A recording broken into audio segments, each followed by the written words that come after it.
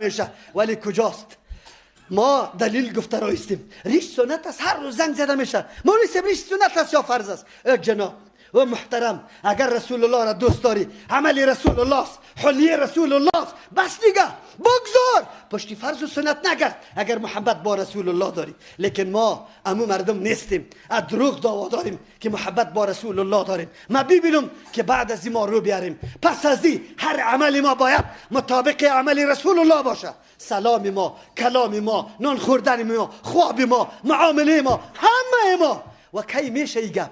وقتی میشه که ما در مسجد عالمی که حدیث خوانده بتانه، هر روز درس داده بتانه، ما ببینیم که محبت رسول الله به تظاهرات نمیشه، به 4 دانه بیان مولا نمیشه. محبت رسول الله و تظاهراتی که راه را بند که سری مردم تکلیف بیاد، و تظاهراتی که دکانا چور شوه، و تظاهراتی که غلط انگیزه را مردم بگیره، تایید دموکراسی لعنتی شوه، تایید دموکراسی لعنتی. اگر ما واقعا از رسول الله دفاع میکنیم، بعد از رو میاریم به حدیث پیغمبر صلی الله علیه و سلم، عام میکنیم مجالس درس از حدیث رسول الله در کل مساجد اعلان میکنیم، در اینترنت میدیم، تصویرها را میدیم که مخلوق نشسته باشه و عالم برش حدیث رسول الله را درس میگه، عالم حدیث رسول الله را درس میگه. ولی شما خبر شده که در این وطن ما، این وطن بدبخت ما، در مرکز کابل ما جای تدریس حدیث نداریم.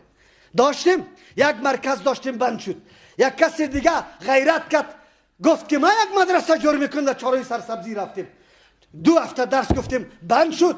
باز حدیث رسول الله بند شد، استادان نشسته است اینجا. بعد از او باز عالی برای هفته 2 روز به خاطر او خواهرایی که گریان میکرد که ما از درس، اگه درس نباشه میموریم. ما گفتم خیر هفته 2 روز انشالله درس میگیم. امورم عالی ماندنی نیست مردم، اما کسایی که داد از محبتی که میزنه رسول الله، اما حدیث رسول الله را قبول نداره. او ملت مسلمان، اگر ما رسول الله را قطش محبت داریم، باید حدیث شعام کنیم با پیغمبر، هر عمل ما مطابق پیغمبر باشیم، دفاع از پیغمبر کنیم، از رای پیغمبر کنیم، نام پیغمبره، عمل و حرکت پیغمبره در سر فرست خود قرار بدیم. ای کاشکی که ما هم کار بتانیم. کجاستیم؟ داد از کجا زده میشه؟ دعوای محبت از کجا میشه؟ اما وقتی میبینیم در وجود خود ما نشانه های رسول الله را در خود مشاهده نمیکنیم، عجیب است. باز تو متوقع داری که ما حکومت اسلامی بیاریم، فلان کار شوه، فلان چیز شوه، در یک وجود خود که اختیاری خودیت است، هیچ کس هم سرت چی نداره، تسلط نداره. دمی بی که همون حلیت به رسول الله برابر کرده یا نه. از همون خاطر یکی از دفاع از سنت رسول الله امیسته. ما دیگه زوری ما در فرانسه در اونجا نمیرسه که بریم اونجا بزنیم حکومتش. خو انشالله مجاهدین و نمو رقم پیدا میشه که الله متعال یک روز همینطور توفیق نصیبش میکنه که دمو طور جای داخل شوه. ما یقین داریم اهانتگرا الله متعال اینطور جزایش بده که به دست همین مسلمان ها جزایش انشاءالله میده. ما یقین داریم نمیمانه. الله وعده کرده، الله از مستهزئین خود وعده کرده، انا کفیناک المستهزئین، ما برای تو کافیستیم در مقابل کسی که استهزا میکنه. این وعده الله متعال است. اما ما چی میکنیم؟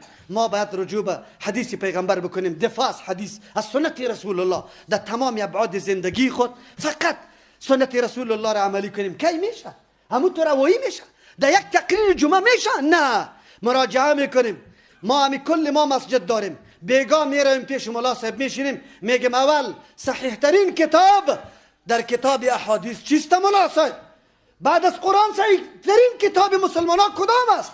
برات بگوی بخاری. بگو اول بخاری شریف میخوانیم. شروع که برای ما هر روز یک حدیث برای ما پیش برده برو. ما دیگه از حالات رسول الله خود خبر میکنیم، چه رقم طهارت کرده، چه رقم نماز خوانده، چه رقم جهاد کرده، چه رقم دعوت داده، چه رقم معامله کرده، چه رقم سلام داده. ما دیگه خود کور نمیندازیم که فقط برای یک جمعه خود مسلمان بگیریم، باز دیگه خبر آگاهی نداشته باشیم. السلام علیکم و بمانیم، صبح بخیر و شام بخیر شروع بکنیم، خوش آمدی و مانده نباشی را شروع بکنیم، سلام رسول الله مانده باشه، با جای مصافحه ما انحنا را شروع بکنیم، دستا را بوسه کرده برویم. بیا که از عمل پیغمبر معلومات برای خود بگیریم. ملاها را، علما را مجبور کنیم که برای ما درس حدیث بده. کاش که کل مساجد افغانستان یک درس حدیث به خاطر امی گپ باشه و بعد از او اعلان شود به دنیای کفر که ای کفار، شما ما را بیدار کرده. اگر شما نمی بوده ما غافل بودیم، ما بیخبر بودیم. خوب کرده شما او کار کرده،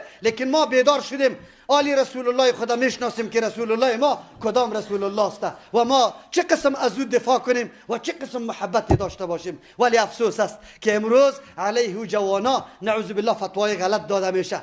وقتی که شما فیسبوک ها را سعی میکنه اتر مردمای دیوس و بی غیرت و لامذهب است دور از حاضر مجلس مسلمانا که واره توهین کرده، تحقیر کرده، واره میگه که جای جهنم است. عجیب است. لیکن فرانسوی ها را میگه که وا در جنت میره. تو مسلمان باقی میمانی؟ تو باز در جنت میری؟ تمی جنت داری؟ کلا قطعا.